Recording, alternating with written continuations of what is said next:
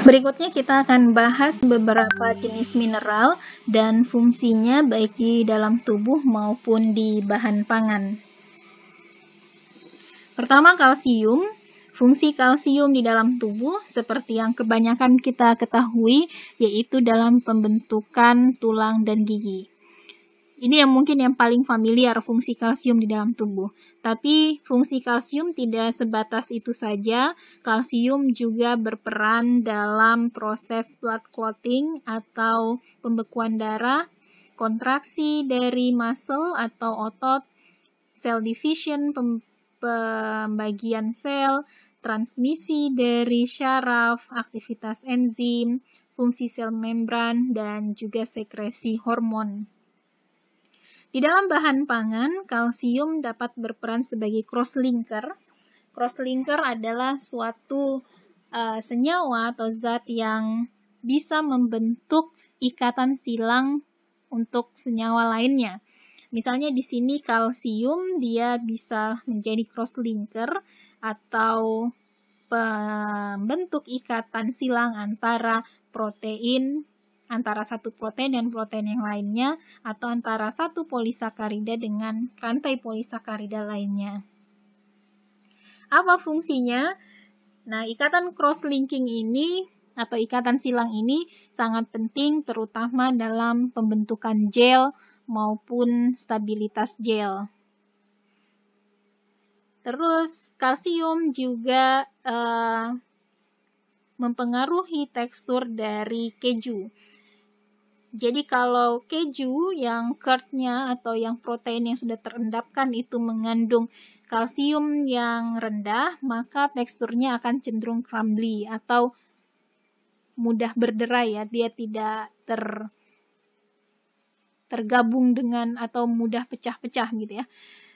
Sedangkan kalau keju yang tinggi kadar kalsiumnya itu teksturnya lebih elastis. Kalsium juga mempersingkat waktu koagulasi. Apa itu koagulasi? Koagulasi itu adalah proses pengendapan ataupun pemisahan protein dari, misalnya dalam hal ini yaitu dari susunya. Jadi dalam proses pembuatan keju itu diberi rennet, enzim maupun asam misalnya dalam kondisi asam ya, sehingga protein-protein yang ada pada susu mengendap, itulah disebut proses koagulasi. Dan kalsium itu bisa mempercepat proses koagulasi dari protein susu. Fosfat. Di dalam tubuh, fosfat itu merupakan bagian dari adenonin trifosfat atau ATP. Ini saya rasa juga semua sudah tahu apa itu ATP, yaitu merupakan sumber energi utama di dalam sel kita. Terus fosfat juga merupakan bagian dari fosfoprotein, yaitu ferritin, yang fungsi utamanya yaitu untuk menyimpan zat besi. Jadi zat besi, walaupun dia sangat dibutuhkan oleh tubuh, dia bisa bersifat racun karena sifatnya tadi yang prooksidan, dan kalau dibiarkan banyak dalam tubuh dalam bentuk bebasnya, maka dia bisa menyerang lemak-lemak yang ada dalam tubuh atau terjadi proses oksidasi. Untuk itu maka perlu sistem penyimpanan zat besi yang baik, salah satunya adalah dengan menggunakan ferritin ini. Terus fosfat juga ada di fosfolipid, yaitu lemak yang mengandung gugus fosfat, itu merupakan komponen utama dari membran sel kita. Terus hidroksiapitat itu merupakan bagian dari mineral yang ada di tulang. Jadi tulang itu, kesehatan tulang tidak hanya ditentukan oleh kadar kalsium, tapi juga keseimbangan antara kalsium dan fosfat. Di bahan pangan, fosfat banyak fungsinya. Beberapa fungsinya yaitu misalnya untuk asam fosfat sebagai asidulan atau pemberi asam, itu terutama diaplikasikan pada produk-produk soft drink. Terus ada juga pyrophosphate yang merupakan buffer dan chelating agent. Tripolifosfat bisa digunakan sebagai preservatif atau pengawet dan juga emulsifier. Zat besi.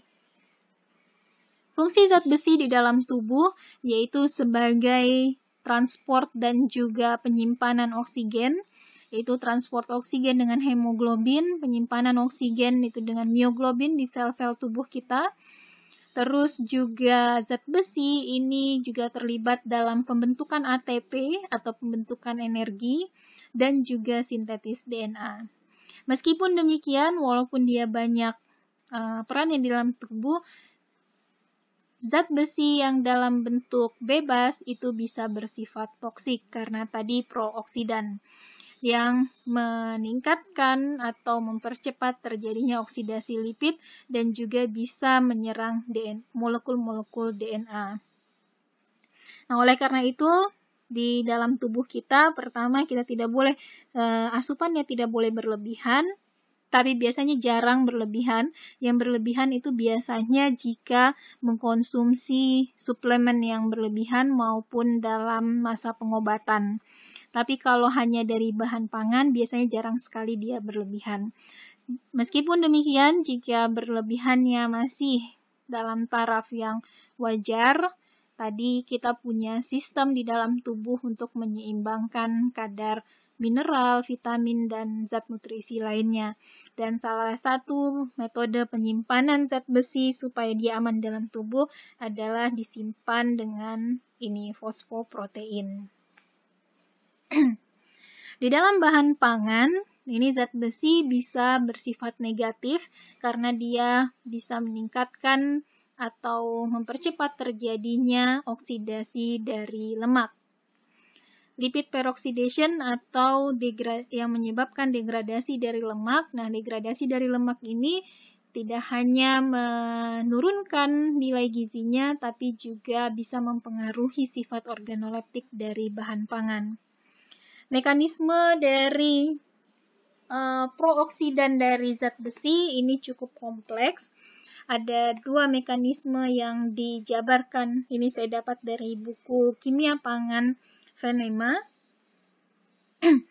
Yaitu pertama, jika terdapat senyawa-senyawa tiol. Senyawa tiol adalah senyawa yang mengandung sulfur. Ini bisa bentuknya protein yang mengandung sulfur misalnya. Bereaksi dengan ferric ion atau Fe3+ yang menghasilkan superoksida anion. Ini O2- dan ini bersifat radikal. Nah, superoksida anion ini bisa bereaksi dengan proton.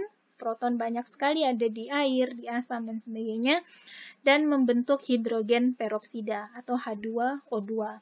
Atau dia juga bisa bereaksi dengan Fe3+ lainnya sehingga membentuk Fe2+.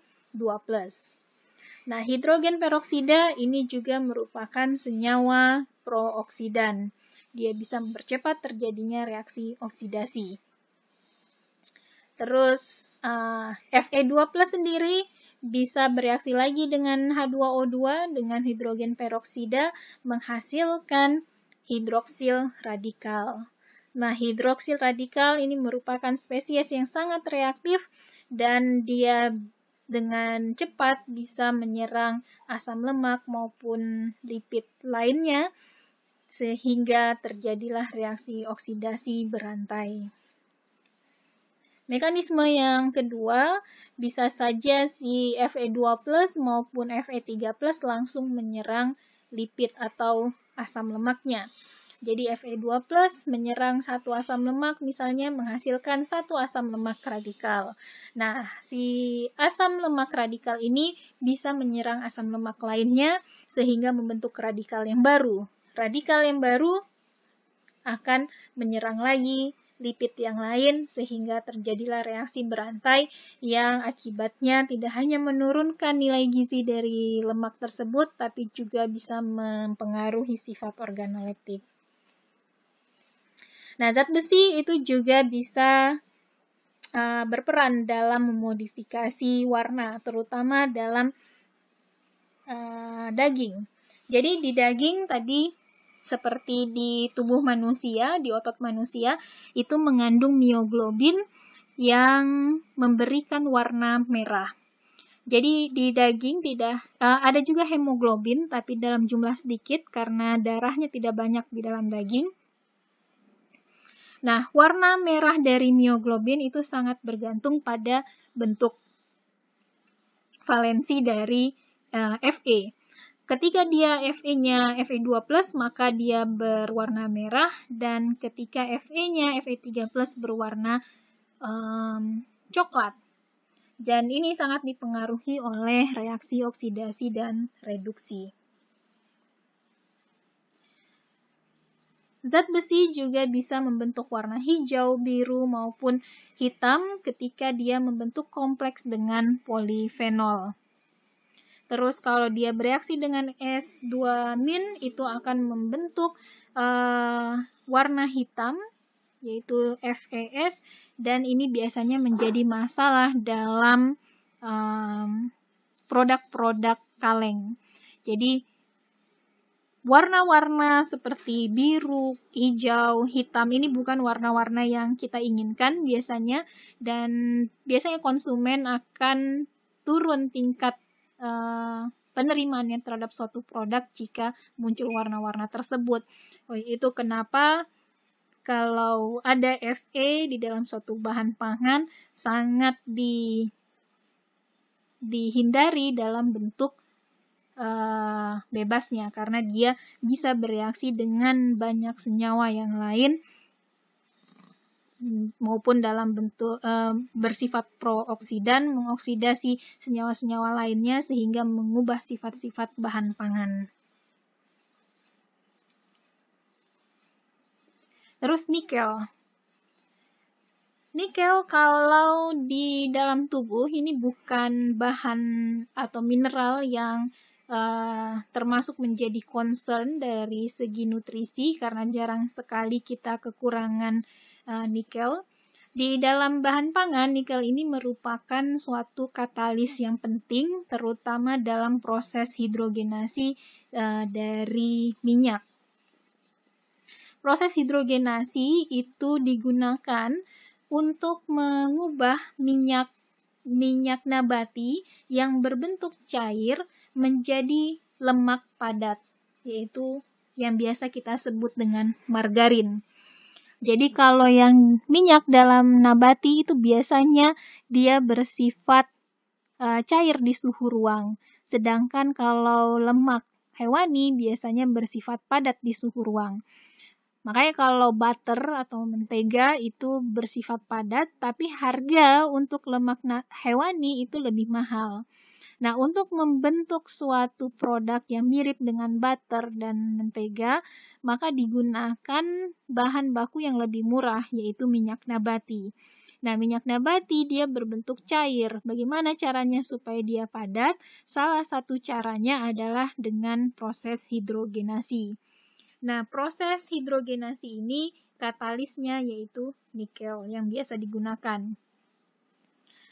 Proses hidrogenasi ini menjadi catatan terutama dari segi kesehatan, yaitu kalau dia hidrogenasinya terjadi secara sempurna, maka yang tadinya asam lemak tidak jenuh berubah menjadi asam lemak jenuh. Kalau dia hidrogenasinya parsial, dan biasanya dalam suatu sistem ini campuran antara yang komplit sama yang parsial. Nah, kalau yang parsial dia akan menghasilkan asam lemak trans. Nah, asam lemak trans ini termasuk dari asam lemak yang tidak baik untuk kesehatan. Asam lemak jenuh juga kurang baik dibandingkan dengan asam lemak tidak jenuh. Jadi proses pembuatan margarin dengan hidrogenasi ini sebenarnya menghasilkan asam-asam lemak yang relatif kurang baik bagi kesehatan. Koper. Ini yang terakhir yang akan kita bahas. Koper itu seperti zat besi, dia juga merupakan elemen transisi. Jadi dia ada dalam bentuk dua jenis, yaitu Cu1+ dan Cu2+. Koper ini biasanya karena bentuk-bentuk bebasnya seperti juga zat besi itu bisa menjadi katalis atau mempercepat terjadinya oksidasi lemak. Itu kenapa biasanya chelating agent atau bahan pengelat itu digunakan untuk terutama mengelat dari Fe dan Cu. Karena kedua elemen ini kalau dia dalam bentuk bebasnya dia bisa mengganggu sistem bahan pangan. Kalau fungsi koper di dalam bahan pangan, fungsi positifnya yaitu bisa digunakan untuk menstabilkan dari foam atau busa yang terbentuk dari egg white atau putih telur. Jadi si koper ini mencegah denaturasi dari konalbumin. Konalbumin adalah protein yang ada di putih telur. Jadi selama proses kita mengaduk atau biasanya bisa juga pakai mixer putih telur. Nah, kalau dia berlebihan diaduknya, maka protein-protein yang ada di putih telur ini bisa terdenaturasi.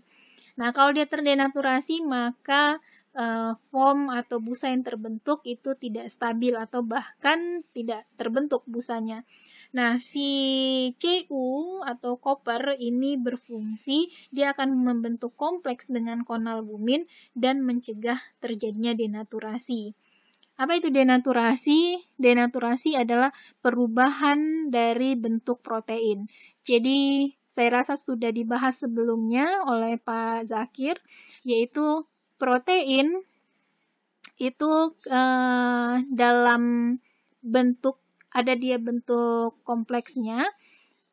Nah, bentuknya itu seperti dia seperti bola. Jadi dia benang kusut yang dalam bentuk bola. Nah, kalau protein terdenaturasi itu benang kusutnya seperti terbuka. Jadi strukturnya lebih terbuka. Nah, struktur yang terbuka ini maka sifat proteinnya akan berubah. Jadi kalau orang bilang protein terdenaturasi, proteinnya dibilang rusak. Tapi yang dimaksud rusak di sini adalah rusak dalam hal sifat fungsionalnya dalam bahan pangan. Tadinya dia bisa membentuk busa, jadi tidak membentuk busa misalnya. Tadinya dia bisa mengikat air, jadi tidak mengikat air. Tapi rusak di sini bukan rusak secara nutrisi. Tetap bisa kita gunakan di dalam tubuh sebagai sumber protein. Nah, tadi kembali lagi, kalau protein yang terdenaturasi, dia akan merusak sifat fungsionalnya dalam pembentukan busa. Nah, si koper ini terutama bisa membentuk kompleks dengan konalbumin sehingga menstabilkan dari busa putih telur. Dan ini sebelum ditemukan alasan saintifiknya, sudah dari dulu chef atau tukang masak itu biasanya mengaduk putih telur itu di mangkok yang terbuat dari koper. Dan mereka menemukan bahwa kalau dia diaduk di mangkok koper itu akan lebih bagus busanya. Dan setelah diketahui bahwa ternyata koper ini bisa mengikat konalbumin. Nah, jadi pembentukan kompleks ini juga spesifik terhadap protein tertentu. Jadi tidak semua sumber protein yang membentuk busa dapat distabilkan oleh koper. Demikian kira-kira pembahasan tentang mineral. Jika ada pertanyaan bisa PM. Nah, sumber dari penjelasan tersebut, tabel maupun gambar itu banyak yang saya ambil dari bukunya Venema dan juga tadi tentang fortifikasi zat besi itu banyak diambil dari jurnal ini. Terima kasih.